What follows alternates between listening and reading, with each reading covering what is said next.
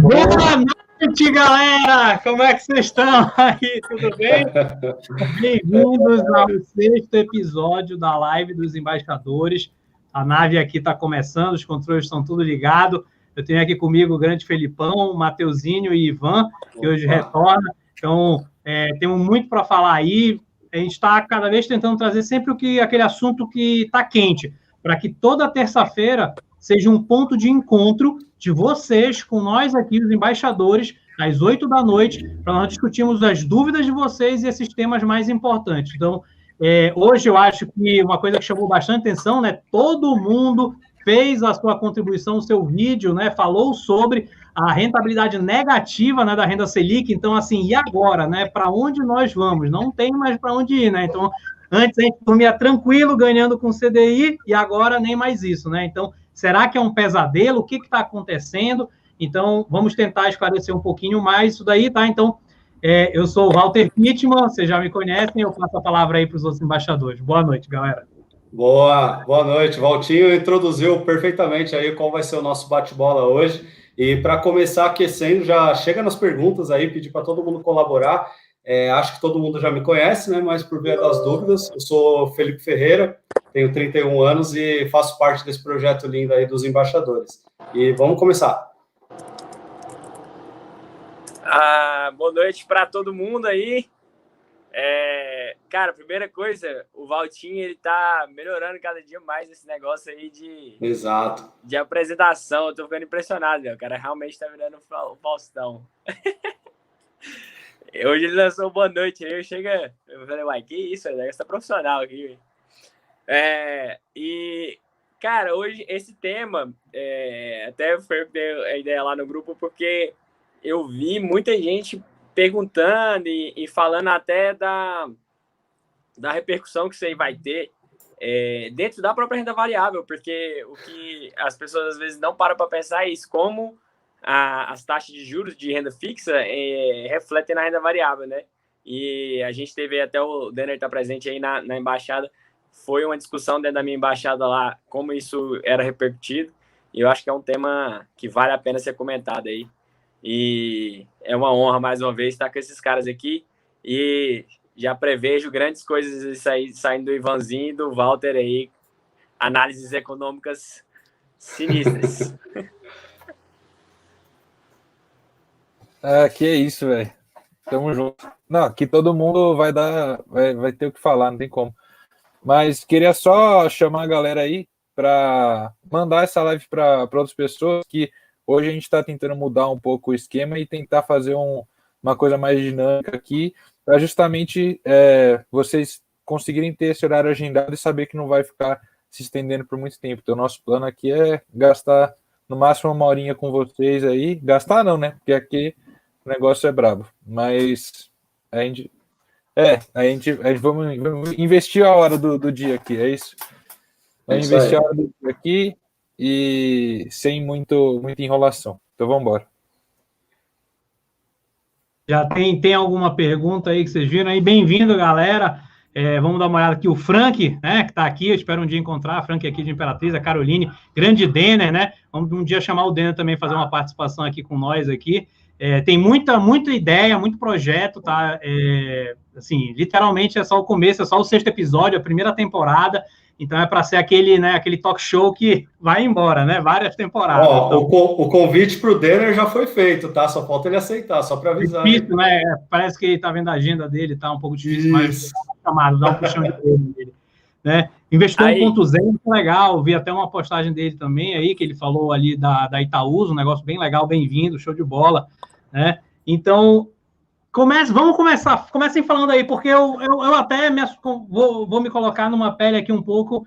Eu tenho até aqui, ela não está aqui agora, mas minha mãe veio me visitar aqui em Imperatriz, então, até me colocando um pouco na pele dela, assim, que ela me ligou assustada. Ela falou, que negócio é esse da minha previdência privada? Isso foi há alguns meses. Primeiro foi a previdência privada, aí agora é o Tesouro Selic, ela está assustada. Que papo é esse do negócio está dando negativo? Ela não quer perder dinheiro, ela quer dormir tranquila.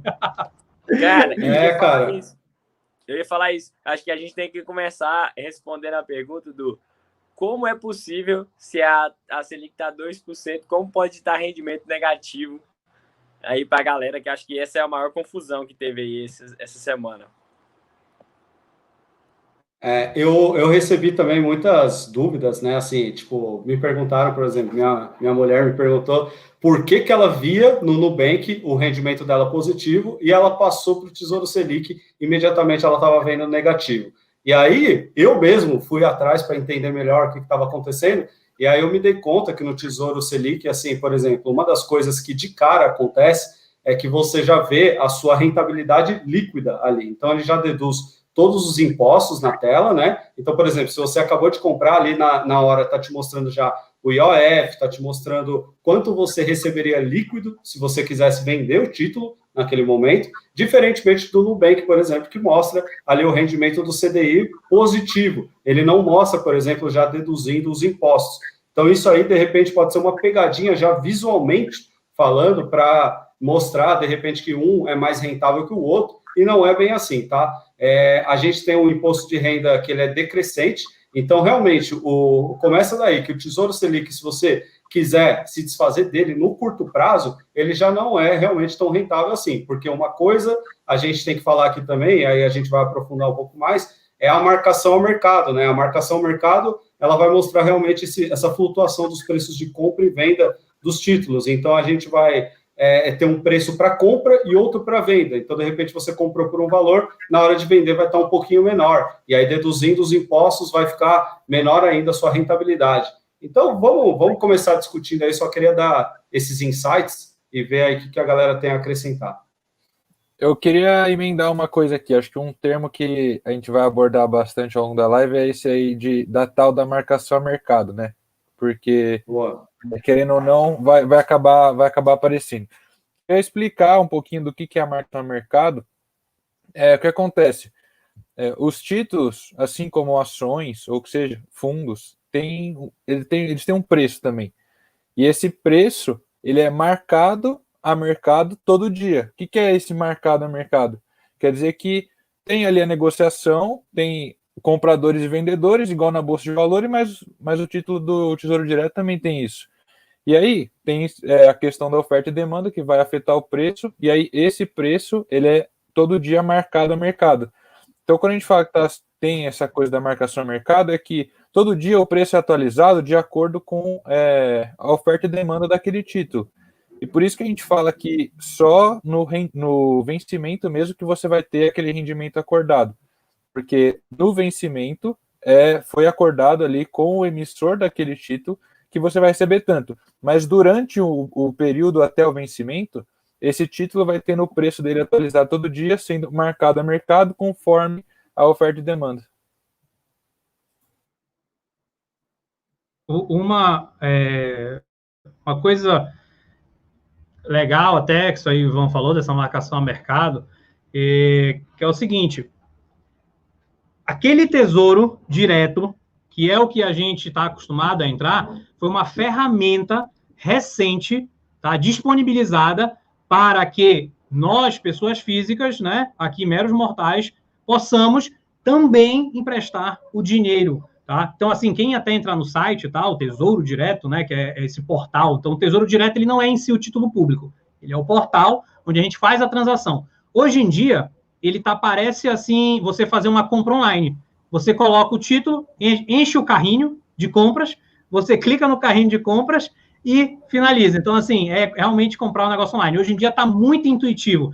Antigamente, umas siglas estranhas que até hoje existe quando você vai para o real mercado, que é aquele mercado que, basicamente, quem participa são as instituições financeiras, que, de certa forma, elas são até obrigadas a ter que ficar comprando essa dívida. Então, por isso que tem aquele negócio assim que, cara, veja bem, se quebrar o Brasil, sai quebrando tudo. Por quê? Porque esses bancões, eles literalmente, através até de manobras do Banco Central, eles precisam ficar fazendo essa troca com o Tesouro através do redesconto. Quando eles conseguem fechar as contas entre eles, aí eles fazem a interbancária, que aí é o CDI que a gente está muito habituado quando a gente ouve, né, o CDB. Tá? Então, assim, nada mais, galera, uma outra coisa que tem que chamar a atenção para vocês é que Quando eu vou comprar um CDB ou um CDI lá do Nubank, alguma coisa assim, quer que seja, eu só vejo uma coisa, um preço, tá bom? O Tesouro, ele não foi feito para você fazer trade. Então, ele existe, que nem na Bolsa, um preço de compra e um preço de venda. Só por causa disso, já há um spread que, com certeza, não vai te favorecer. Essas coisinhas nunca vão favorecer, digamos, o minoritário ou o comprador, porque o Tesouro não é para isso. Tá? Então, provavelmente, se você quiser comprar para vender hoje, esse mecanismo do Tesouro Direto de já fazer um spread e ter dois preços, um de compra e um de venda, já acaba com você e você pode estar negativo sim. Tá? Justamente por causa disso. Então, se você entender que existem esses dois preços, você já fica tranquilo. Porque até como o Felipão falou, galera, imposto, mesmo até o IOF, só incide sobre o que rendeu. O que a gente está falando aqui são desses detalhes que talvez no dia a dia a gente não está habituado de enxergar, que são, por exemplo, esses dois valores, um de compra e um de venda. E ainda tem um spreadzinho de uns juros aí, né? Então, assim, tem que... só isso daí já deveria você ficar tranquilo, tá? Até porque o Tesouro não é para você comprar hoje e vender amanhã. Ou é para emergência, então, se não acontecer emergência, ou para oportunidade. É isso aí. Eu acho também que é importante, assim, até para tranquilizar a galera, que realmente, como você bem falou, Walter, se a gente for analisar para tradear preço de compra e venda, vai ter realmente essa diferença ali na boleta, né, de compra e venda. Porque muitas vezes nós podemos tá tendo uma saída de um grande fundo vendendo títulos do Tesouro ou comprando títulos do Tesouro também, e isso vai afetar os preços ali do mercado naquele momento. Então, junta com o que o Ivan falou, né? Essa oferta e demanda, ela vai mexer com os preços realmente, e aí, no curto prazo, pode ser que isso esteja sendo comprometido. Agora, a rentabilidade contratada, isso vai ser estendido até o final do período e é garantido, tá? Então, essas oscilações, elas vão ocorrer se realmente nós quisermos ali nos desfazer no meio do caminho, seja por qual motivo for, ou por uma emergência, ou qualquer outra coisa. Mas se você carregar até o final, todo título ele tem um vencimento, a rentabilidade contratada ela é garantida no final do período, tá? Então, até para tranquilizar um pouco essa mística toda que está tendo aí, não é motivo para tanto desespero. Igual colocaram ali, ó, se você quiser puxar o comentário, tem que explicar para a galera que está com úlcera gástrica vendo essa oscilação de 0,01%, né? Tipo, parece que é alguma coisa demais, mas realmente aparece ali um mínimo negativo, a galera já fica com gastrite. O Bruno que colocou aqui. Eu achei muito interessante, porque acho que é algo que a gente que investe em renda variável, você já está acostumado a ver isso, né? Você já está acostumado com flutuações de mercado, um dia a ação está positiva, outro está negativo, e você sabe que no final a tendência da curva é ascendente, né? E eu acho que o que mais foi relevante nesse momento foi justamente o aparecimento da marcação ao mercado para o grande público que estava acostumado a uma marcação de mercado tão desprezível, porque assim, tem uma oscilação, tem um spread, igual o Walter falou, só que essa oscilação, quando era 12% de Selic, isso não importava, porque você estava ganhando 12%. Então, você perder ali uma diferencinha ali, não variava seu lucro tanto. Você ia, ao invés de ganhar 12,8, você ia ganhar 12,5, 12,2, 11,9. Então, assim, ninguém se preocupava muito com isso. Só que agora, com a Selic a esse preço, qualquer variação vai gerar uma oscilação do ganho previsível. E aí é onde a galera se perde. Por quê? Porque aí a renda fixa virou renda variável. Porque toda renda vai variar, independente da natureza, se é renda fixa ou renda variável.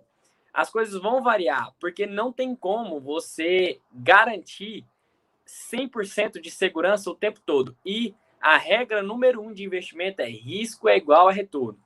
Se o risco de alguma coisa aumenta ou diminui, isso vai influenciar no retorno. E o que a gente está vendo é que justamente a segurança, até que a segurança assim, do Tesouro não alterou, mas a questão é que a segurança da rentabilidade do Tesouro está ameaçada. Por quê? Porque a gente teve reduções bruscas de taxas recentemente, em pouco tempo. Então, você tinha uma taxa que há um ano atrás era de 10%, e em um ano essa taxa caiu para 2%. Então, assim, foi uma redução absurda. Quem tinha títulos aí pré-fixados, de repente viu a rentabilidade aumentar drasticamente. Quem tinha títulos aí pós-fixados viu isso também decair abruptamente. E quem tinha o Selic aí ficou sem saber o que fazer, deixa quieto, muda de investimento. Então, assim, esse reflexo que a gente está vendo agora é justamente a adequação do mercado a uma nova realidade, um momento de transição. Porque até a gente se acostumar, olha, esse é o novo preço de Selic e os novos contratos estarem ajustados a isso. A gente vai acabar tendo isso, pessoas em transição. E quando tem pessoas em transição, você tem diferenças. Pessoas em transição, o que significa? Tem gente querendo vender, tem gente querendo comprar. E quanto mais tem gente querendo vender e comprar, mais você vai ter preços diferentes. Porque quem quer vender mais caro. E quem quer comprar mais barato. Então, sempre vai ter esse spread. E esse spread aumentou. Esse aumento do spread é o que gera justamente essas distorções e o que a galera não tá acostumada a ver aí dentro da renda fixa. Então, o que eu queria falar aqui, até relacionando com esse ponto aí que você comentou de risco e retorno, é que o título do Tesouro Direto, ele também é precificado igual uma ação, fazendo desconto do fluxo de caixa. Então, você sabe quanto que era o título no começo, e então você sabe quanto que vai ser o valor daquele título no final, considerando que tem a Selic aí no meio. Então, você também vai fazer um processo aí de descontar o fluxo de caixa. O que acontece? Teoricamente, se você está pagando 2% na taxa Selic, quer dizer que o seu risco Brasil aí é perto de 2%, certo?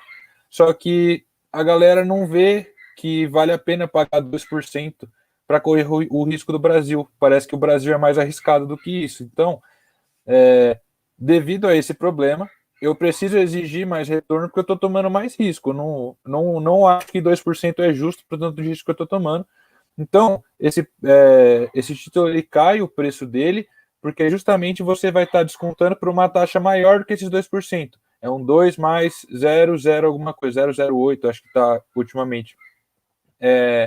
Isso é porque você está exigindo esse prêmiozinho de risco aí, porque você não está aceitando essa taxa de hoje em dia. Você olha para frente e fala, cara, não estou tão confiante assim na situação do Brasil lá para frente. Então, será que vai dar certo? E aí, ao mesmo tempo, é o Brasil emitindo mais título público para tentar se financiar melhor, porque no fim das contas, se ele está pegando dinheiro emprestado é porque quer financiar essa máquina pública aí que a gente tem.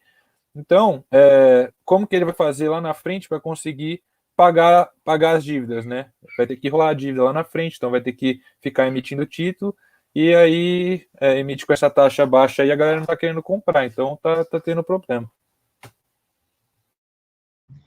Vou começar a pegar aqui algumas perguntas que apareceu. Antes eu vou compartilhar aqui o Tesouro Direto, o site do Tesouro Direto, para mostrar um detalhe aí, para talvez ficar um pouquinho claro com relação a isso que foi falado da marcação ao mercado. Mas antes eu queria pedir para vocês aqui, mostrar, se vocês ainda não fizeram, mostrar aqui, tá, dá uma compartilhada aqui, nessa setinha bem aqui, ou então fecha aqui o chat, compartilha e manda ali vai aqui no link do WhatsApp, galera, manda lá em uns grupos de WhatsApp aí que precisa ouvir essa pegada aí que a gente vai esclarecer sobre a marcação a mercado para poder dormir em paz. Então, se vocês puderem fazer isso, ajuda bastante, tá? E aí, puder colocar aí, depois que já compartilhei aqui, colocar um hashtag compartilhei aí nos comentários para a gente, tá? Eu agradeço. Então, vou compartilhar aqui eu abri aqui a janelinha aqui do Tesouro, vamos ver se aparece aqui. Aparece, né? Beleza, tá aparecendo. Então, olha só o Selic aqui, né? Que é o Selic bandidão, né? Por quê? Ele é o único que é o... Que isso, velho? Ô, Valtinho. Que foi? Que isso, velho? Tô ficando constrangido aqui, velho. O cara tá usando tecnologias absurdas aqui agora, velho. Que é isso, mano? Então, olha só. Se vocês forem prestar atenção aqui, galera, qual é o grande segredo aqui, o grande pulo do gato, que vai responder todo o medo de vocês? é um número mágico que aparece bem aqui, ó, do lado do Selic. Então, vou selecionar ele só bem aqui, ó. Então, vou ver se eu dou um zoom aqui, ó. Aumentou mais, hein? Vocês estão vendo aqui, então? Então, o Tesouro Selic, se você acha que ele é puramente o Tesouro Selic, aqui eu estou te mostrando que não é. É o Tesouro Selic mais um negócio. Ah, Walter, poxa, um negocinho tão pouquinho. Sim, mas foi o motivo que negativou você e ficou com medo, né? Quem olhou ali no primeiro momento ficou com medo. Achou o quê? Acabou a Venezuela? Mas não, calma. É esse número que causa tudo isso. Então, assim, o que eu quero dizer para vocês é o Selic, tá? Existe um número, como o Ivan falou, existe um número que todo dia ele é atualizado pela Selic. Esse número se chama VNA, que é Valor Nominal Atualizado. Ele começou em R$1.000, eu acho que foi 1º de julho ou 1º de janeiro de 2000. E hoje ele vale R$10.600. Para vocês verem que em 20 anos a coisa andou de R$1.000, hoje já vale a mesma coisa, não reajustado pela inflação, galera. Está reajustado pela Selic. Então dá para ver que a Selic ela é show de bola, porque ela rendeu muito no passado. Hoje que ela está com os outros problemas, né? Só que o que acontece nesse negócio de precificação? O mercado ele identifica um risco no Brasil. E esse risco pode forçar o país a te dar uma remuneração maior. Ou seja, o que o Brasil vai te pagar é esse VNA lá em, aqui, ó, 2025. Então, o Brasil vai te pagar o VNA, que é esse valor nominal atualizado, que é esses R$1.000, que já há 20 anos ele foi atualizado e já está hoje 10.600 aproximado. E o Brasil vai te pagar, dia 1º de julho, por exemplo, de 2025, o valor nominal atualizado daquela data. Só que o que acontece? Hoje existe uma percepção de risco um pouco maior, ultimamente, por causa, talvez, do que o mercado está considerando que não está andando as políticas econômicas, fiscais do país. Tá? E o cenário global também.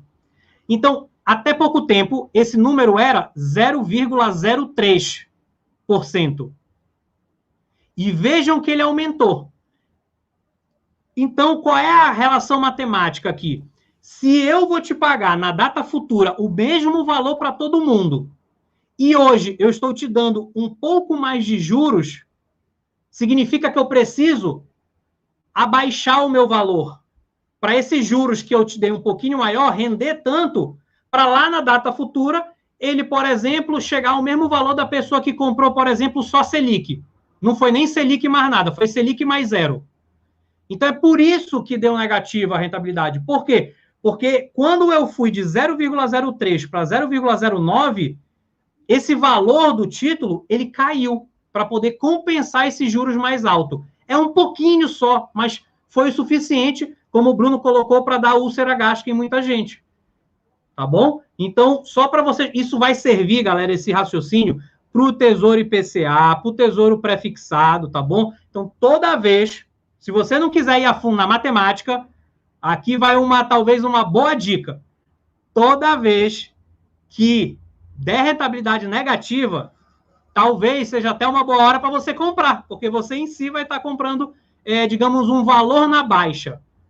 Tá? Entre aspas, por quê? Porque quem manda é a tua carteira.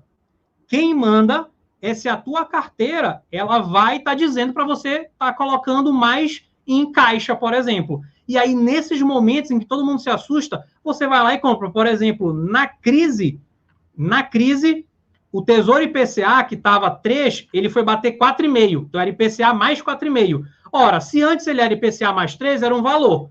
Quando foi IPCA mais 4, esse valor diminuiu. Então, todo mundo se assustou, deu rentabilidade negativa, só que a minha carteira falou assim, Walter, você precisa comprar um pouquinho mais aqui, porque, na verdade, caiu o preço. Então, eu comprei um pouco mais na baixa. Hoje, se você for ver, já corrigiu um pouco, esse juro já deve estar de novo IPCA mais 3 e pouco, e eu já tenho uma rentabilidade ali um pouco considerada. Só que, desculpa, vou até depois dar uma segurada, que eu já falei demais, mas assim, o que acontece só, galera, para finalizar esse raciocínio, a rentabilidade, ela não é real, até você realizar, tá? Então, eu vou dar um exemplo aí em 2015. Eu, com um Tesouro IPCA, eu cheguei a fazer 40% ao ano. E eu falei assim, para que eu vou para ações? Para quê? Só que eu não fiz nada, eu não vendi. O tempo passou. As coisas tendem a convergir à média. Quando eu fui vender esse 40, já era 30, já era 20%.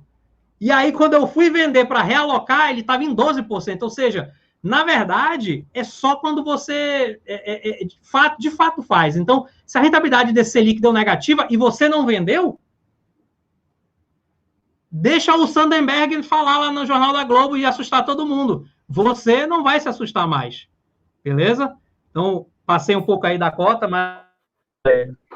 Eu quero saber quem é Sardenberg, quem é Samidana depois de Walter Pittman, cara. Eu não tô entendendo nada. Esse cara fez medicina ou economia? Fala para mim, Matheusinho. Eu não tô entendendo, cara. Deu aula.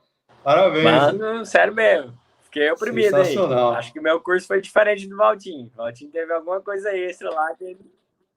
A medicina não Só para justificar essa parte do Tesouro, quando eu estava terminando minha residência, eu tinha um chefe, né, que é o Gustavo, que quando eu terminava de liberar os exames, até o almoço, a gente ficava discutindo assim, em marcação a mercado, em renda fixa, não sei o quê. Então, foi um contato muito bom que eu tive com isso, com volatilidade, comecei a conhecer o risco, então sou eternamente muito grato aí a esses períodos de liberação, que eu não abri a mão. Muito bom, muito bom. Então vê, Valtinho, depois dessa aula, manda a pergunta aí, vê se tem alguma pergunta aí que a gente já manda ver também. Vamos ver aqui, ó. Enquanto o Valtinho acha aí... Vocês viram? Vamos aí? Cadê? Acho que o Lisandro aqui mandou. Ah, tá aqui, olha, a Caroline perguntou então, que a gente comentou, né, sobre no vencimento vai receber a mesma coisa. E aí, o que vocês acham? Então, o ideal é aguardar até o vencimento? Olha, podendo é o preferível, né? Porque aí a rentabilidade é garantida. Só que tem, como você falou também, esse esquema da marcação ao mercado. Às vezes, você está vendo tanta flutuação nos preços que você vai ganhar mais dinheiro vendendo o título antecipado do que aguardando até o vencimento, que era algo parecido com o que você falou que aconteceu com você. Aconteceu comigo também, já no Tesouro IPCA+. Eu tinha um IPCA+, para 2035, que aí, fazendo as contas, chegou num dado momento que a marcação ao mercado fez o preço convergir tanto para alta, que eu vi que, fazendo contas, eu estava ganhando muito mais dinheiro do que se eu esperasse até 2035, que eu teria a rentabilidade contratada. Então, eu fico com isso. Há de se observar essas mudanças aí na taxa ao longo do tempo, mas podendo, ainda mais se for essa coisa de reserva de emergência, como a gente vem falando, eu acho que é melhor segurar até o vencimento, porque aí você vai ter exatamente recebido aquilo que você contratou no início. Cara, eu acho que o ideal é você não comprar para vender. Renda fixa você não compra para vender. Você não pode pensar nisso. Tipo assim, esse dinheiro lá, gente, é um dinheiro, assim, óbvio que cada um tem a sua estratégia, né? Não estou aqui para falar para você não investir em renda fixa, mas assim, a princípio, na minha concepção, pelo menos, essa diferenciação aí dos investimentos, na verdade, você vai usar o mesmo método que você vai usar para ações. É um dinheiro que você vai colocar para o longo prazo e você vai rebalancear ao longo do tempo. Igual é o que o Felipe acabou de falar. Você está lá com um caixa em renda variável e ele está gerando lá. Em algum momento, você vai fazer seus aportes, vai gerando caixa e vai gerando o seu principal lá investido em ações. Em algum momento, o seu caixa vai começar a crescer porque sua renda fixa está sendo valorizada, está tendo uma repercussão aí maior dentro dessas variações aí de marcação ao mercado. E isso vai fazer com que você tenha que vender uma parte do seu tesouro, né, para realocar dentro de ações. E em algum outro determinado momento, as suas ações vão começar a disparar e você vai ter que vender ações para colocar em caixa. Então, assim, na verdade, o ideal é você simplesmente ficar rebalanceando, ter uma regra aí de X em X tempo, você rebalanceia a sua carteira. E não ficar pensando muito no rendimento da renda fixa, porque acho que isso já foi falado em outras lives, que a renda fixa não tem objetivo de te deixar rico. Acontece que em algum momento a marcação ao mercado vai fazer com que isso se torne uma parcela maior do que ela deveria ser. Mas, assim, não é que a função disso é te gerar grandes rendimentos. Então, você vai realocando. E isso vai fazer com que você faça exatamente o que o Walter falou. Você vai realizar em alguns momentos. Quando o mercado baixar o preço, aí a sua renda fixa vai baixar, suas ações vão preponderar, você vai comprar. Então, você vai comprar na baixa. E quando começar a variar para cima, vai acontecer a mesma coisa. Seu caixa vai ganhar volume, vai ganhar porcentagem dentro do seu total de investimento e você vai vender para realocar em outra coisa. Ou seja, você vai comprar na baixa e vai vender na alta. É o que é o ideal do investimento, entendeu? Que é a filosofia de ações do mesmo jeito. Ações você também vai fazer isso. Quando tiver muito alto, você vai vender. Quando tiver muito baixo, você vai comprar. E esse joguinho do realocar versus renda fixa versus renda variável é justamente o que torna a sua carteira resiliente e que faz com que você não cometa erros aí de julgamento de momento. Que é essa coisa do, agora tá negativo, então eu tô perdendo dinheiro, eu preciso agora mandar para minha... Eu vou tirar daqui e vou colocar na renda variável, porque renda variável é o que tá ganhando no momento. Aí agora eu vou tirar da renda variável, vou botar na renda fixa, porque a renda fixa tá na alta do momento. Porque quem fica fazendo isso é justamente quem vende na baixa e compra na alta. Então, se você não fizer esse joguinho e manter o rebalanceamento, você vai fazer a regra do jogo, que é comprar na baixa e vender na alta.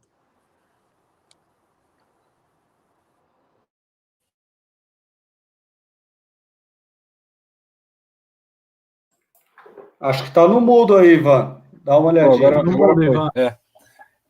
Não, acho perfeito. O rebalanceamento dita o que você tem que fazer e não tem nem que ir contra. Aliás, se você está indo contra, você está meio que indo contra a sua estratégia. O rebalanceamento está lá para ser um bagulho mecânico mesmo.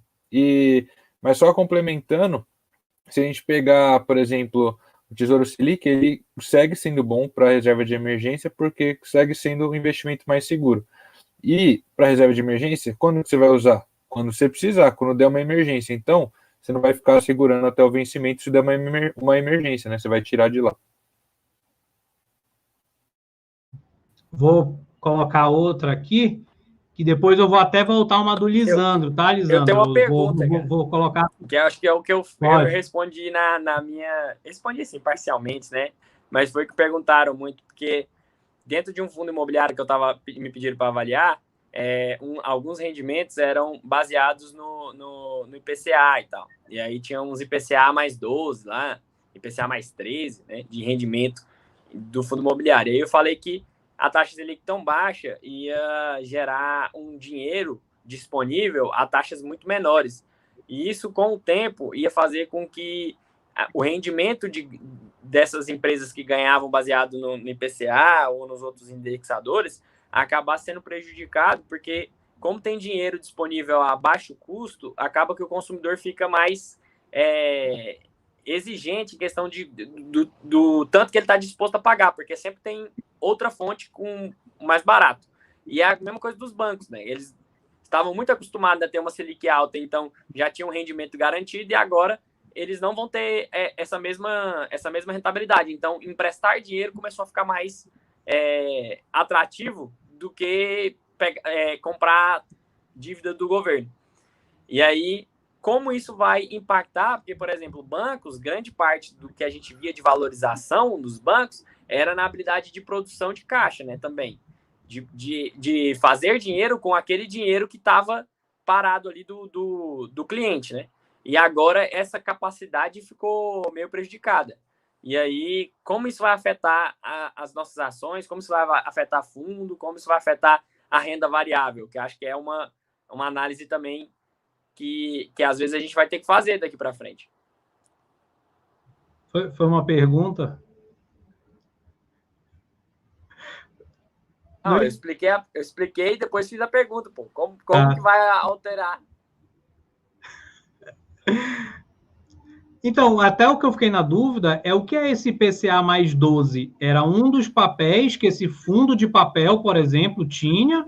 Ou era a taxa de performance dele? O que era esse IPCA? Porque Ao meu ver, me parece, então, que deve ser um fundo de papel e que está com algum CRI, né? Que é um LCI de mais risco, porque ele não tem fundo garantido de crédito, e às vezes ele tem um rating, né, de default, né, que seria de calote, é mais alto, e aí por isso ele te dá esse valor. Vou dar um exemplo do Walter, que quis ser um esperto, né, um sapeca, um investidor sapeca, e ele comprou a debenture, por exemplo, da Tietê, da rodovia Tietê, que era IPCA mais 12. E aí esse IPCA mais 12 virou zero. Então tem que tomar cuidado com isso, né? Então, só para talvez falar isso aqui, o que eu acho? Eu acho que antes tinha uma correlação inversa, principalmente dos juros futuros com os fundos imobiliários, tá? Então, essa é a minha tese. Só que o que aconteceu neste governo, tá? É como se fosse a imagem, né, dos gregos que tinham, que todo mundo estava dentro de um barco, dentro de um oceano cheio de tormenta. E aí, quem governa ali, quem está manuseando a economia, tem algumas coisas que ele pode fazer. Eu vou só citar duas principais, a monetária, a política monetária, e outra, a política fiscal. Tá? Visivelmente, foi abandonado esse leme da política monetária. Por isso que eu acho que agora está difícil essa correlação negativa. Tá? Por quê? Porque agora ele vai tentar segurar a inflação comendo com imposto, que é uma outra forma que as pessoas, os monetaristas, tentam levar esse barco, né? Então, por isso que, se realmente ali, Matheus, eu ali em 2017, 2016, eu olhava a curva de juros DI do Brasil de uns 3 a 5 anos para frente, e eu plotava ela inversamente proporcional e dava certo, e aí isso me mostrou que, quando essa curva despencou, eu percebi que os fundos iriam decolar pela primeira vez em muito tempo, né? Porque entre 2012 e 2016 os fundos imobiliários ficaram assim quase que na mesmice, né? E depois eles bombaram. Só que, atualmente, eu acho que a política monetária não é mais um leme utilizado, tá, pelo governo, então eu acho que perde um pouco essa força. Eu queria falar uma outra coisa dos fundos imobiliários, que tem também relação aí com taxa de juros, que é justamente os contratos dos fundos imobiliários, igual você deu o exemplo desse IPCA mais 2, provavelmente deve ter de algum CRI, né?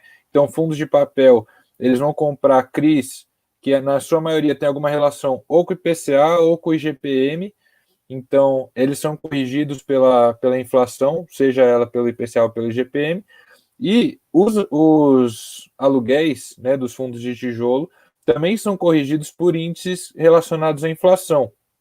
Ou seja, os fundos imobiliários acabam sendo uma forma de proteção da inflação, e mesmo que as cotas dos fundos não andem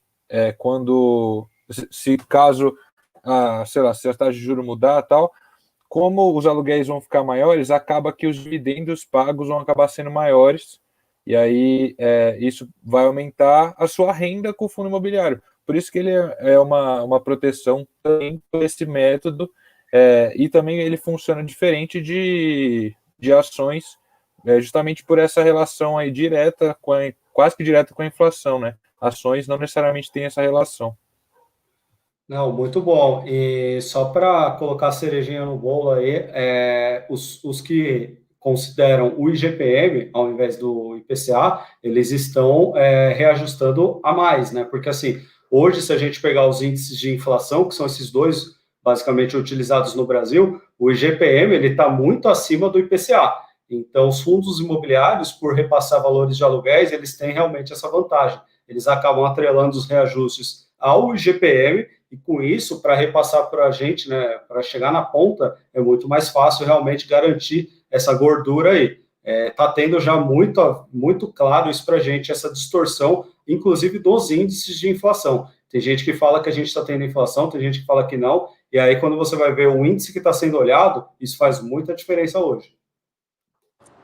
Eu acho, eu só completando aí dentro da minha própria pergunta, né, o que eu tinha falado lá era justamente que eu acho que a disponibilidade desses CRI vai reduzir, porque quem oferece isso, né, quem pega isso geralmente o fundo que eu estava falando era de um multi-imóveis do ramo de condomínios fechados.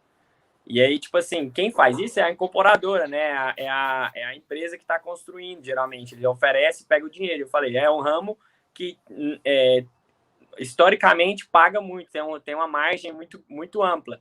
Mas só que com a disponibilidade maior de dinheiro, a baixa taxa oferecida por bancos, cada vez esse nível de CRI, de CRI, disponível para fundos, para fontes alternativas que não sejam bancos, eu acho que vai diminuir. Então, eu acho que fundos que dependem muito de contratos com taxa muito alta vão acabar sofrendo nos próximos anos para encontrar contratos que mantenham a rentabilidade. Essa era o que eu tinha falado, porque eu acho que dinheiro vai ficar muito barato. Pegar dinheiro vai ficar barato, cada vez mais. Então, você conseguir competir com um banco, tipo assim, agora, antes era fácil competir com o banco. O banco cobrava 12%, se você jogasse 8%, que já era uma rentabilidade sensacional, já estava ganhando. Agora, com a Selic nesse preço, o banco lança lá 5%, 6%, para você ganhar menos que isso já não vale mais a pena, entendeu? É isso que eu acho que era o meu pensamento de manutenção de rentabilidade ao longo do tempo, que eu duvido um pouco que isso aconteça.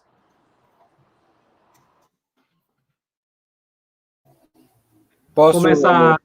Eu ia responder essa pergunta aí do investidor 1.0. Cara, depende do seu objetivo, assim. Qual o risco de juros semestrais? O primeiro ponto de receber juros semestrais é que você corta os seus juros compostos no meio do caminho. Então, esse acho que é um problema. E aí tem riscos quando a gente recebe esses cupons, né, da renda fixa, que é o risco de reinvestimento dos cupons. No caso, assim, sei lá, tem um Tesouro IPCA 2035 e tem o 2035 com juros semestrais. Será que esses juros semestrais que eu vou receber, eu vou conseguir reinvestir numa taxa tão boa quanto se eu deixasse ele até 2035? Eu não tenho certeza disso. Então, é o que a gente chama de risco de reinvestimento para os cupons da renda fixa. Existe esse problema. Se a taxa da renda fixa aumentar, pode ser uma boa, porque você vai estar conseguindo investir esses cupons numa taxa maior. Mas se a taxa cair, você vai estar investindo eles numa taxa menor, e aí acaba não sendo uma boa escolha. Então, tem esses dois pontos aí para ponderar. E até tem o lance do imposto de renda, né, que é um imposto decrescente, ou seja, quanto mais tempo o seu dinheiro fica lá, menos imposto você paga.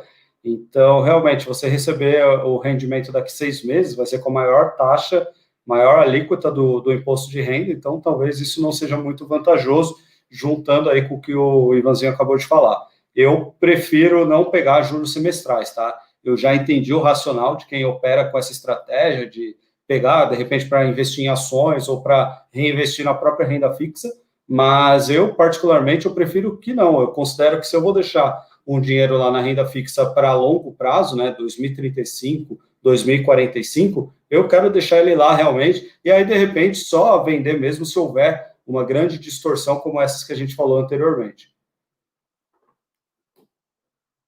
Com relação a essa peça dos juros semestrais, eu vi, assim, uma pessoa próxima em São Paulo fazer isso, tá? Mas ela já era mais velha e tudo mais, e achei, assim, bem justo. Ela fez uma fase de acumulação, tá? Muito boa, tá? Com ativos de risco controlado, tá? Inclusive, usando muito ETF, tá? Que no final das contas, se você fizer, às vezes dá melhor do que fazer stock picking. E o que ela aconteceu? Ela juntou uma grana, se eu não me engano, em 2015, 2016, acho que era 8 milhões, se eu não me engano. Então, o que ela fez com esses 8 milhões? Ela começou, as ações ali sofreram um pouco nessa época, né, da Dilma vírus e tal. Então, começou a falar assim, cara, eu tô lutando. O que ele fez? Ele pegou literalmente tudo, e colocou no juros IPCA com juros semestrais, 2055, e estava, só que era IPCA mais, na época, 7%, 8%, tá? Essa época era boa. Então, o que aconteceu? Ele pegou já ali o patrimônio e falou assim, cara, eu não quero mais um risco desse. Ele percebeu que dali não aumentava mais, nunca ia virar IPCA mais 15. E realmente, de lá para cá só desceu. E outra, se ele não vender, tanto faz, ele já vai ganhar os juros dele. E existe um conceito, galera, muito americano sobre o early retirement, né, que é a aposentadoria precoce, que a matemática é IPCA mais 4. Então, você vai precisar viver desses 4%, tá? E com o seu patrimônio, pelo menos, sendo atualizado pela inflação. Então, quando ele pegou isso, ele falou, cara, quer saber? Se na minha conta aqui o 4% já está ótimo para mim, eu estou pegando IPCA mais 8%, então ele fez essa mudança e aí, agora ele está voltando em si para outros ativos, renda variável e tudo mais, mas assim, já tem 5 anos, então assim, já é um patrimônio que já está para mais de 10 milhões, e isso que você consegue perceber o que é não é um timing de mercado, mas é um timing na sua vida. Você não precisa acertar o ano, mas você precisa, às vezes, acertar a sua década, né? Entenda o seu crescimento, o seu florescimento pessoal, as fases da sua própria vida, e esse sim é o timing que você tem que acertar. Pegar uma outra. Olha aqui, o Lisandro mandou uma aqui para nós, ó. Se a gente possui também renda fixa aqui, tirando reserva de emergência de oportunidade, onde deixa elas aí? Falar. Eu tenho alguns, só rapidinho, eu tenho alguns CDBs, alguma coisa assim, mas quando eu tenho isso, são para sonhos que vão acontecer entre 3 e 5 anos, tá? Então, existe um desenho, uma foto, alguma coisa que está atrelado a esse meu CDB, tá? E aí, tanto faz, assim, né? Tipo, aí eu já sigo o FGC e olho aquele banco data, né? Não estando um negócio assim com muito problema, né? Que nem estava me perguntando do banco máximo, se valia colocar no banco máximo, era só você ver o banco data ali que. E o que vocês mandam aí? Que vocês têm? Como é que é? Bom, eu particularmente, eu tenho só realmente para o que ele mesmo escreveu na pergunta dele, reserva de emergência e de oportunidade. Eu não uso renda fixa para aplicação mesmo, não. Fora isso, né? E aí, até atrelando aí no que o pessoal já comentou, eu costumo deixar reserva de emergência Tesouro Selic e a de oportunidade no Nubank mesmo, que acho que eu vi a galera comentando aí no decorrer do chat. O que eu faço basicamente, eu tenho um pouquinho que eu deixo no cofrinho do Nubank, que eu vou deixando, todo mês sai pouca coisa da minha conta e vai para lá automático, que é para uma eventual viagem aí que eu for fazer. Então não tem nada a ver com investimento, é mais igual nessa pegada que o Valtinho falou aí.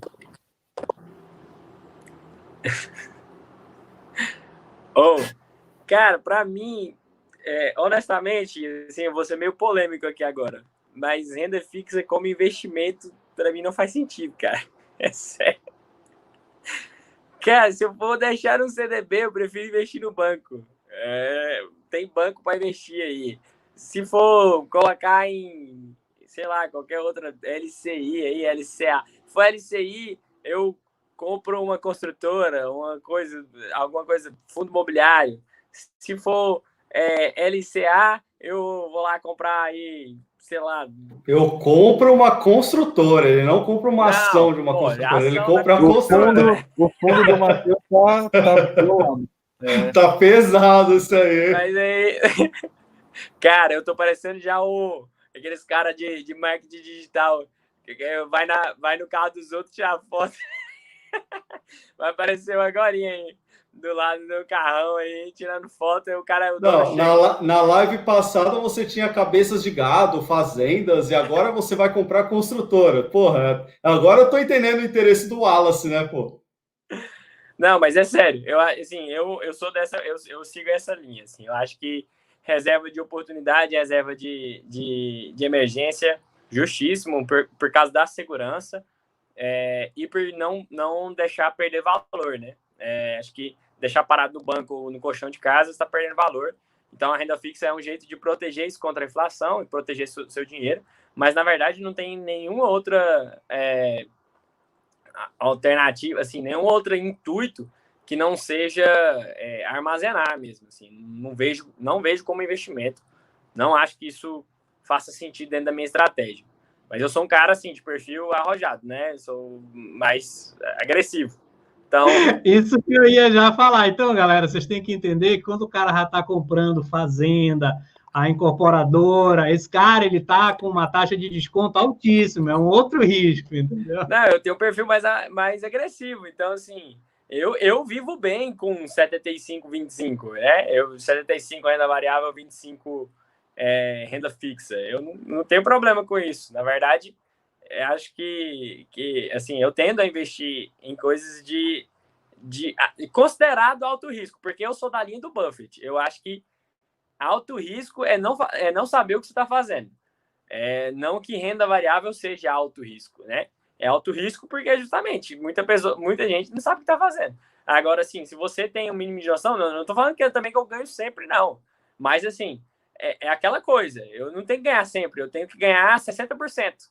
Porque os meus 60% que eu ganhar ajustado por risco que eu estou correndo em retorno, eu ultrapasso as minhas perdas, né?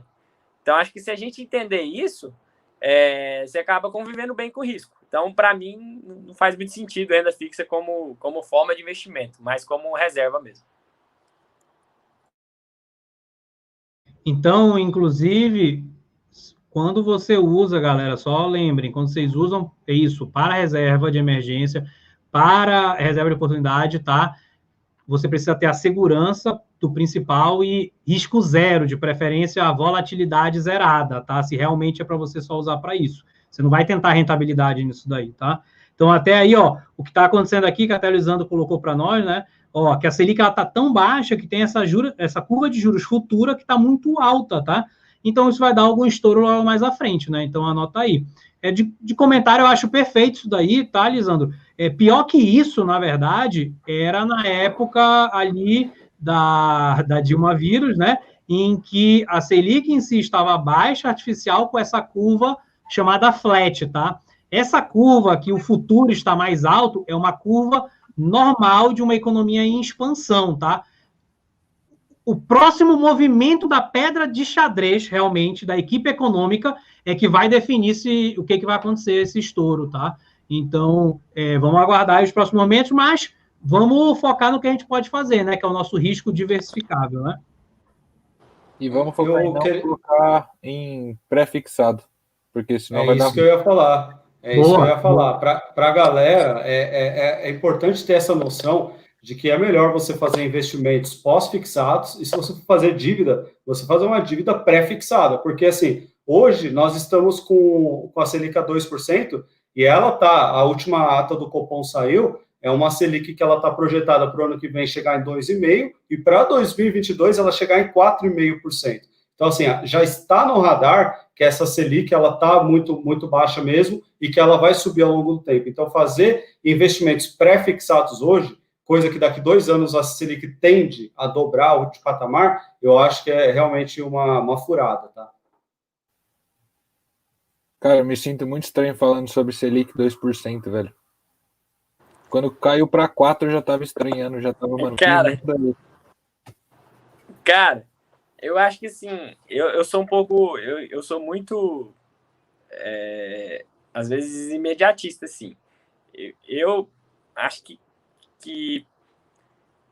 assim, a gente está vivendo um momento que é tão incerto que mesmo você querer operar em certeza é difícil. Porque, assim, essa Selic pode aumentar? Pode, mas, assim, a gente também não esperava ela tão baixa, entendeu? E eu acho que dependendo de como as coisas virarem, porque a gente ainda está num momento onde está se estudando aí como vai funcionar essa nova economia. Porque, querendo ou não, nós estamos vivendo uma transição econômica aí, né? As relações de mercado foram muito alteradas durante essa crise.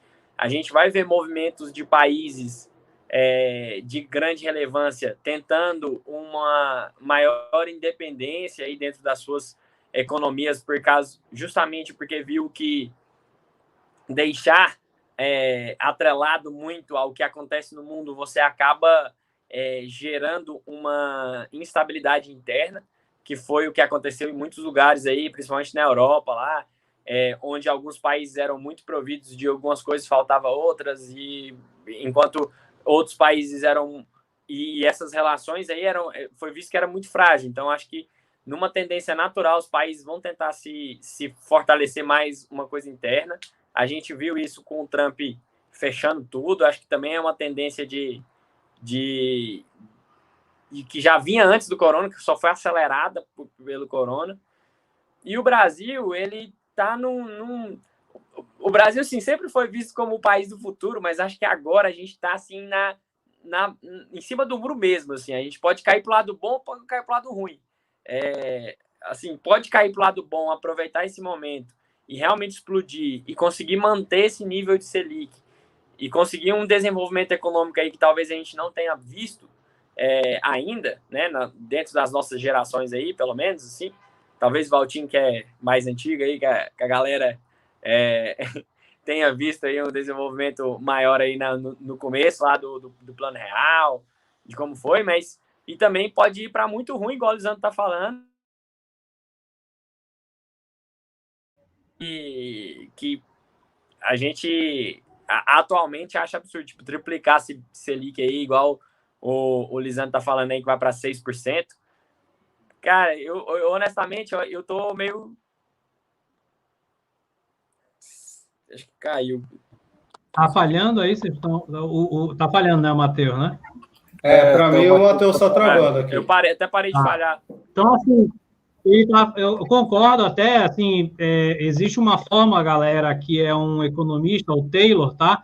Atualmente, ele pegando as projeções do Brasil, a nossa Selic deveria estar hoje já 6,5, tá? Para poder ser compatível com o nível de risco, tá? Então, para vocês verem como nós estamos atualmente mais ousados, né, em relação do mercado, mas está havendo uma liquidez geral, né, no mundo inteiro, não só aqui, tá? Então, já vão colocando, por favor, as ações aí que nós já vamos finalizar, tá? Só trazer aqui uma dúvida que eu vi aqui eu vou achar aqui, mas era aqui do Fred, ó. Não, peraí, ele tem que estar agradecendo. Ele perguntou, galera, se caixa era Nubank e reserva, então, era Tesouro, Selic. O que vocês acham dessa afirmação dele aí? Deixa eu ver se eu acho aqui. Eu acho que não está escrito em pedra isso aí.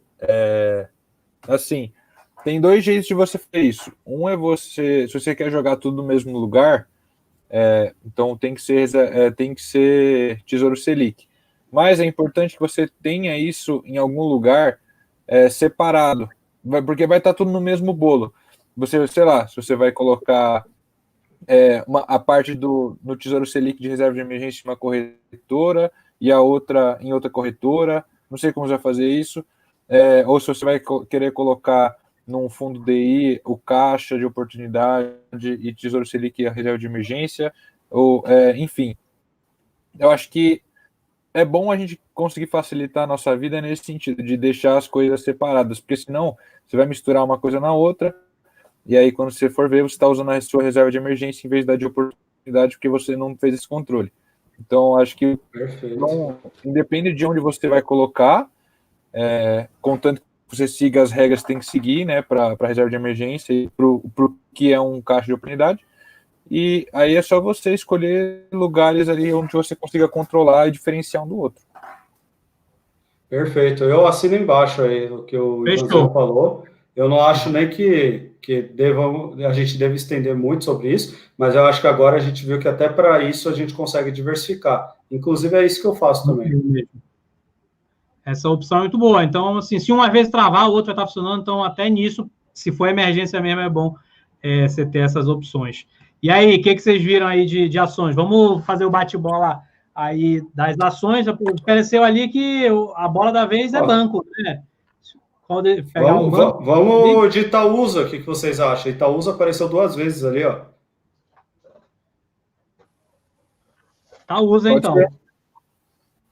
Pode ser. Quer começar, Felipão? Aí já pegou aí Itaúsa. Bom, bora. A gente já não falou de Itaúsa, não? A gente tem que começar a anotar, né? Sem mais. Não, falou não. Foi Ambev. Eu tava lembrando assim, realmente foi uma bem... Não sei lá, mas foi Ambev. A gente falou Ambev e acho que a gente falou de Minerva na última. Ambev, Sanepar e Minerva, não é isso? Isso. É a quarta vez que a gente está fazendo isso. É bom anotar mesmo. Isso aí. Bom, então, Itaúsa, particularmente, é a maior posição da minha carteira do Brasil hoje, tá? Então, Já falou hoje com certo viés, porque ela tem um pedaço relevante da minha carteira. É uma empresa que eu gosto muito. Eu vi até uma postagem, acho que foi do Investidor 1.0, se eu não me engano, que falou perfeitamente o que muita gente faz com Itaúsa, que a diferença realmente do remédio para o veneno é a dosagem. Então, a gente tem que tomar cuidado, inclusive, com quanto a gente aporta, porque parece, até muitas pessoas, eu vejo até, parece um vício aportar em Itaúsa, porque tá baratinho, né? R$9, R$10, aí sobrou um dinheirinho, vai lá e Itaúsa. E parece que faz até sem pensar. Realmente, quando vai ver, isso pode tomar um pedaço grande da carteira. E eu acho que é uma ação que ela está travada no momento, eu acho que ela está sofrendo aí com alguns assuntos que estão em pauta, então, assim, isso que a gente está falando aqui hoje afeta. A taxa de juros está baixa, banco, o produto do banco é dinheiro, então afeta mesmo o crescimento de Itaú, que está dentro da holding, que é Itaúsa, e também existe essa conversa aí da precificação da taxação dos dividendos, né? E isso também afeta Itaúsa, porque ela sendo uma holding, ela vai ser duplamente afetada. Isso até um insight que o Wallace, que está aqui na live, que me deu, a gente trocando uma ideia, ele me passou isso porque realmente Itaúsa vai receber um dividendo já tributado do Banco Itaú, por exemplo, e ele vai repassar para a gente tributando também, que a gente é a ponta final dessa holding. Então, eu acho que taxa de juros baixa e essa questão aí da tributação dos dividendos estão fazendo o papel ficar travado hoje. Mas eu acredito que no longo prazo, né, sempre acreditando no longo prazo, isso aí vai destravar e a gente vai ter o retorno aí desse investimento. É uma excelente empresa.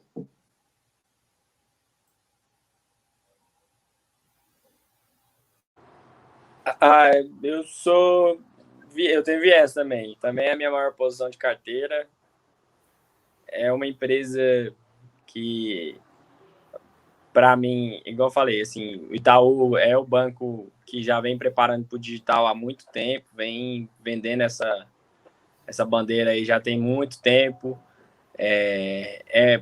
Fez movimentos que colocaram como o maior banco do Brasil aí nos últimos 10, 20 anos, né? E tem feito bons movimentos, mais ousados do que os outros bancos, né? A coisa de criar o banco de startups lá, né? Um mega prédio cheio de startups, parceria com XP. Então, assim, tem feito movimentos aparentemente muito à frente do seu tempo, dos outros bancos, enquanto os outros bancos estão demorando para reagir às mudanças. E a Itaúsa, acho que a grande vantagem assim, da Itaúsa é que você compra Itaú e mais ótimas empresas associadas, sendo que Itaú é a maior porção, né? Então, Itaúsa, para mim, é uma ação barata que está com desconto absurdo, margem de segurança, tem a sua maior porcentagem dentro de um banco que é fortíssimo. E assim, honestamente, eu acho que a minha maior consideração é justamente essa que o Felipe fez. Assim, eu tenho que me segurar para não concentrar demais, porque a minha intenção realmente é de aumentar. Eu já compartilhei isso nas outras lives também. Acho que a única coisa que eu deixo o pé atrás, assim, que eu tenho uma visão diferente, acho que talvez da galera, é a fragilidade em relação aos bancos digitais, que para mim, talvez para o longuíssimo prazo, né, nos próximos 20 anos, talvez isso afete um pouco essas empresas. Apesar do pessoal aí ter falado uma vez, o Lisandro falou, vai comprar, o Itaú vai comprar um desses bancos aí. Só que agora o Nubank não tem mais 10 milhões de clientes, né? Eles têm 30 milhões, já tem 1/3 do que o Itaú tem. Então, a partir do momento que esses bancos digitais começarem a assumir um papel aí de rivalidade mesmo, verdadeira, é aquela coisa do você ter transatlânticos, né, Bradescos aí, da vida, Banco do Brasil, Itaú, querer mudar de direção e ter barquinhos, né, C6, Nubank ainda, um mid-cap. Então, assim, essa é a única fragilidade que eu vejo. Mas isso também para um longuíssimo prazo e você não precisa ficar preocupado com isso, porque se esse movimento acontecer, você pode sempre se reposicionar aí, né? Eu queria falar que eu já comentei isso outras vezes, mas o meu maior erro quando eu comecei a investir foi não me diversificar. E justamente um dos problemas foi que quando eu comecei, eu coloquei muito em Itaúsa e numa outra empresa. E aí, atualmente, elas são as duas maiores posições da minha carteira, até hoje, mesmo tendo parado de aportar nelas já faz um tempo. E. Desculpa, Ivan. O quê? Qual é? Não, porque faz. Que você falou? Itaúsa, a outra é Fleury também. Mas, enfim, as duas são. Eu estou mais concentrado nelas do que eu gostaria. E isso é um problema, porque eu queria estar comprando mais, mas não estou, né? Justamente por causa desse problema. Então, eu tenho que achar outras alternativas. Eu acho que, para quem está começando a investir agora, claramente é uma das empresas que está mais atrativa aí para você começar. Se já estava atrativa ano passado lá nos 10, 11 reais, imagina agora nos 9, né? Então, vamos pensar nisso. Se vocês forem considerar para vocês, acho que é uma coisa interessante, de uma empresa interessante de você ir atrás para entender melhor. Aí, até ia comentar, Felipão, tem que ver essa questão da taxação dos dividendos, porque a Itaúsa ela é PJ, né? Então, os dividendos que ela recebe das empresas que ela investe já eram taxados antes, porque tem imposto sobre receita. Não sei como que vai ficar, ainda mais com essa reforma tributária, como que vai entrar isso, porque para a pessoa física, tudo bem, vai ser taxado, isso com certeza afeta a empresa, porque ela é reconhecida como uma pagadora de dividendos, e é precificada desse jeito, mas essa questão dos dividendos que ela recebe das empresas em que ela tem participação, eu não sei como que vai ficar, não sei se vai mudar, se vai só integralizar os impostos que tinha antes em um, mas ela já paga imposto sobre essa receita hoje, então talvez não seja a maior preocupação. Mas aí acho que de resto já informaram, acho que é um time competente, né, que lá na frente da empresa, e tem dinheiro para fazer investimento em outras empresas se precisar também, se achar oportunidades. Talvez nem sempre Itaúsa vai ser 90% Itaú, pode ser que lá na frente vá abaixando essa porcentagem de Itaú e vão surgindo outras coisas também. Isso que você falou, Ivan, até é certeza essa de que os dividendos dela já são, porque para mim ela recebia ali não na parte do fluxo de caixa, então já é tributado? Então, eu não tenho essa certeza, mas eu estou falando que o que eu estou comentando é que por ser PJ funciona diferente. Para falar a verdade, eu não sei essa parte, se paga ou não.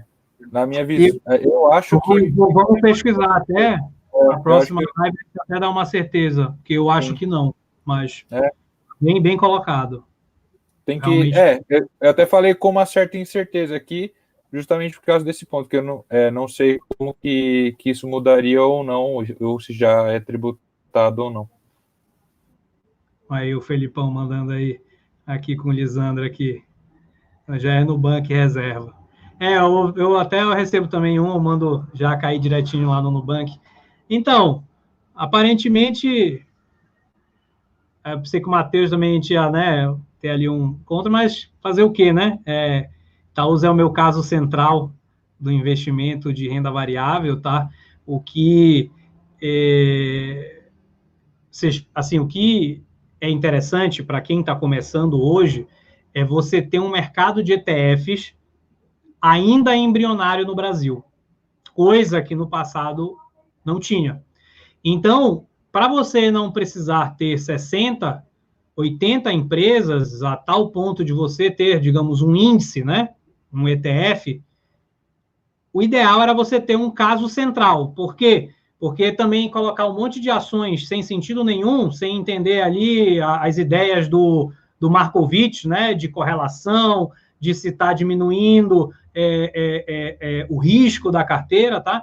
Então, acaba que a Itaúsa é uma empresa que ela tem métricas semelhantes ao mercado. Então, ela acaba tendo uma grande possibilidade de ser o teu caso central. E aí, a partir dela, você diversifica com outras entendeu? Por exemplo, já que ela é parecida com o mercado, semana passada, por mais que, né, o que importa que eu quero falar da semana passada não é recomendando Minerva, mas é das métricas da Minerva estarem descorrelacionados, mas é típico do setor, que o Mateuzinho trouxe muito bem na semana passada. Então,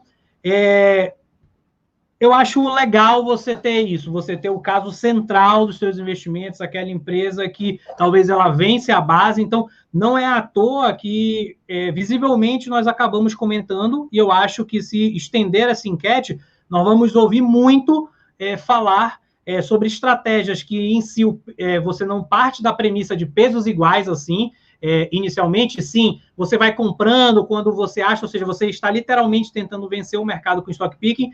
Não é à toa que a Itaúsa aparece como uma grande posição. Então, assim, caixa top, se você for olhar ativo, tá? Ativo é uma coisa que é bem legal de você ver. Tá certo que o balanço dela não é tão igual, não é assim na mesma pegada dos bancos, tá? Mas como 90%, 95%, né, vem tudo do Itaú, tá? Então, é muito legal você estar vendo que os ativos dela estão crescendo. Ela talvez esteja fazendo igual esse chefe que eu tive, ela pegou toda aquela grana, jogou ali, tipo, no Itaú, que, digamos, é o Porto Seguro, e ela está atrás de novos cases agora ali, né? Tipo, ela tem outros cases que ela vai cada vez mais fazendo parte, pegando um pouquinho mais ali, entrando, trazendo o seu know-how, né? E ela tem, de certa maneira, por ela ser uma holding, ela é uma empresa que eu gosto muito, que eu posso considerar ela o que eu chamo de asset light, que é um tipo de empreendedorismo que eu particularmente gosto, tá? Que é aquele empreendedorismo que, às vezes, eu tô com o meu ultrassonzinho aqui, eu fecho ele portátil e levo para onde eu quiser, e ali está, por exemplo, a minha empresa. Então, ela é um andar. Ela é negócio, ela é poder intelectual. Então, em si, não é um maquinário pesado, que ela não precisa, não tem um CAPEX, assim, de renovação e tudo mais. Ela tem um capital intelectual muito bom. Então, dentre outras, né, que a gente já falou, acho que, dívida líquida negativa, né? Agora, sim, ela estava 14, 15 reais. Então, ela está num baita preço. E, galera, as ações, normalmente, historicamente, quando elas batem, tá? E são ações boas, e o mercado não está dando ibope para ela, essas ações são as que permitem que a famosa teoria da boca do jacaré, tá? Do Barsi, é a que você possa passar mais tempo comendo o passarinho. Mas você tem que ter noção. E uma outra coisa também que, para mim, vale muito a pena da Itaúsa é com relação aos dividendos, tá? Então, assim, isso até a gente vê em alguns fundos imobiliários. Cara, o dividendo ele é muito importante, a gente não coloca ele normalmente na conta, tá? Então, assim, pessoas que têm há muito tempo posições na Itaúsa, é muito comum eles terem um yield on cost, que é uma métrica pouco avaliada em carteiras, assim, você baixa aplicativo de controle e tal, poucos deles vão ter essa yield on cost, e o mais comum é você ter um yield on cost de 12%, de 15%. Por quê? Porque essas pessoas foram descontando e o preço médio delas já virou R$5, virou R$4. Então, se ela continuar assim e continuar pelo menos com dividendo, eu vou ter um preço médio cada vez menor através do reinvestimento, ou até de eu escolher depois outras ações, né? Acho que é isso. Perfeito. Só acrescentar um ponto aí, Walter. Itaúsa, ela no conglomerado dela, ela tem a Alpargatas, né, que é a dona da marca Havaianas, e ontem, por exemplo, saiu uma notícia de que a Alpargatas vendeu para a Vulcabras as operações da Mizuno. Isso porque ela quer concentrar realmente no share, ali no core da empresa, né, que é realmente a marca Havaianas, fabricar as sandálias que a gente já sabe. Então, assim, a empresa está preferindo, inclusive, ficar mais leve para focar no que realmente importa. Isso vai afetar a gente que está embaixo de Itaúsa também. E um outro ponto aí do que você falou, que realmente essa empresa já valeu 14, já valeu 15 ali no preço de cotação, mas eu ainda tenho um pouco desse cuidado com a ancoragem. Esse achar que vai voltar, que porque um dia já foi, eu tomo muito cuidado com isso. Eu acho que vai voltar, espero que volte, né? Eu tô nessa com você, mas eu só queria fazer esse adendo aí para a galera, não ficar também muito ancorado enquanto já foi um dia, porque quem olha lá a CSN nos preços de 2008, não voltou até hoje, entendeu? Então, assim, só ter um pouco desse cuidado aí. Eu também queria fazer um destaque aqui, que por ser holding, a pessoa fala muito de desconto, mas holding tende a ser descontado naturalmente. Então, às vezes você vê lá, tá com desconto de 20%. A holding, normalmente, ela é descontada mesmo. Então, só por estar com desconto, não é um forte caso, assim. Eu acho que envolve muito mais que isso, que é o que o Valtinho falou. Muita coisa aí que ela tem de qualidade. E eu acho que o mestre aprendiz ali falou sobre ela diversificar e reduzir o ROI, mas, cara, você tá pensando no momento agora, né, que a Itaú ainda tem um ROI altíssimo, mas, por exemplo, uma Alpargatas dessa aí que teve uma valorização absurda aí, contribuiu muito, e acho que era por isso justamente que eles estavam querendo aumentar a participação em outras empresas, porque as outras empresas são small caps, né? E o que o Itaú não tem é potencial de crescimento. É o maior banco já, você não tem para onde crescer, é um blue chip. E essa é a grande vantagem da Itaú. Você está investindo em mid cap. Qualquer uma dessas aí que de repente estourar e crescer e ganhar mais de mercado, você ganha um ROI aí muito maior que o Itaú. Então, acaba que isso é uma faca de dois gumes, né? ROI altíssimo do Itaú agora, enquanto tá todo mundo embaixo, mas quando aumentar, nunca se sabe. Sabe o payout do Itaú? Vocês sabem, assim, mas tem uma noção de cabeça mais ou menos como é que tá o payout do Itaú? Tá menos de 50%? Tá. Não, porque o que eu falo disso, galera? Porque uma das formas... vê aí. Porque uma das formas de ser sempre... 42%, 43%, um negócio assim. Ótimo. Não, então show de bola. Porque o que eu quero falar? Uma das formas de você tentar estimar crescimento futuro, que é o que, né, às vezes, principalmente o Value Invest, ele tenta... Você fala, só rapidinho, você fala Itaúsa ou Itaú? O Itaú. Tá. Itube. Porque, o que eu quero dizer, quando você pega a retenção, né, que é 1 menos o payout, tá? Então, quando você pega essa retenção e multiplica pelo ROI, você tem o crescimento fundamental, tá? Então, assim, se de repente já é um case que, por mais que ainda tenha um ROI alto, que ele redistribui tudo, tá? Então, assim, é um ROI alto por causa do setor, mas, tipo, e daí, entendeu? A única coisa que vai estar ajudando é ele pegar esse dividendos que está indo para a Itaúsa e a Itaúsa fazer posição em outros cases. E esses outros cases têm ROIs diferentes, porque são setores diferentes. Então, assim, não dá realmente para ela achar um negócio melhor que banco, galera. Um negócio melhor que banco no Brasil é bem difícil, tá? Até um negócio que eu queria ter comentado era o negócio dos clientes, assim. Eu, particularmente, parte de cliente, assim, eu sou bem tranquilo, tá? De Nubank ter X cliente em relação ao Itaú, tá? O cliente que tem dinheiro, ele tá no Itaú, tá? Tipo, então, assim, o Nubank ainda não tem um portfólio para trazer a galera que tem dinheiro, porque senão a gente vai entrar naquela conta que é o seguinte, por exemplo, o FGC, ele consegue só garantir metade do dinheiro.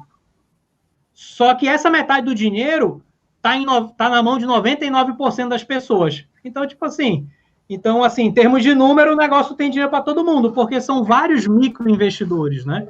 Então, e outra, Itaú tem Kinea, entrou no ETF, né? Então, assim, é um case realmente, na minha opinião, um caso central aí de investimento, tanto Itaú. Achou a resposta aí, Felipão? Mandei aí. Tá no chat, 65%. 65%. Legal. Acho que até, assim, sei lá, por mais que tenha aquela parada da empresa um dia conhecer a decadência, né? Eu, por mim, fico satisfeito com ela abaixo de 70, tá? Porque sobra uma margenzinha para ela fazer uma brincadeira dentro, né? E acho que é isso. Se querem fazer umas considerações finais, acabamos passando aí.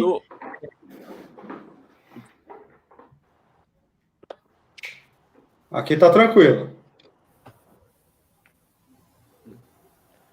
O payout do Itaú é 65 mesmo, mas o do setor bancário como um todo é 40. Acho que isso também essa é a distorção que a gente vê também. Mas acho que isso é outra live. Tá bom já. Vamos finalizar aí. Pois, então, galera, Esse foi o 6º episódio, tá? Vamos ficar antenado. Deixem o like aí. Vai ficar salvo esse link. Mandem para as pessoas que vocês acham que vale a pena ir assistir, tá? Para chegar junto esse movimento aí. A gente faz aqui com muito prazer. Eu acho bom demais, massa, assim, ver sempre as pessoas aí chegando junto no chat, novas, as que estão sempre acompanhando, aqui os embaixadores. Então, fica meu muito obrigado, tá? Até o Mateuzinho falou, não sei o que, da minha idade, não sei o que e tal. Por falar nisso, hoje até eu tive já uma festa surpresa ali que a minha mulher organizou, porque amanhã é meu aniversário, eu faço 34 anos. Tá zoando, amanhã é meu aniversário também, pô. Olha aí, então... Caramba, velho! Então, data top é essa, 23 de setembro, tá? Então, início da primavera, o signo de Libra e tudo mais o que aquilo traz, né? Não, eu digo mais, o meu é semana que vem. Vou fazer uma festa. Manda aí, tu tá por aí. O meu é lá em junho, pô. É em junho, né? A gente vai te excluir da live, então dá licença. Os nossos pais, eles aproveitaram o Réveillon. Os nossos pais, eles estavam ali naquelas férias de janeiro e aproveitaram ali Réveillon e tal. Pode crer. Só tô mais novo que você, Valtinho. Só tô mais jovem. Show. Pois, galera, meu muito obrigado, tá? Sintam-se abraçados, uma boa noite e até a próxima. Valeu, galera. Valeu. Terça-feira, 8 horas.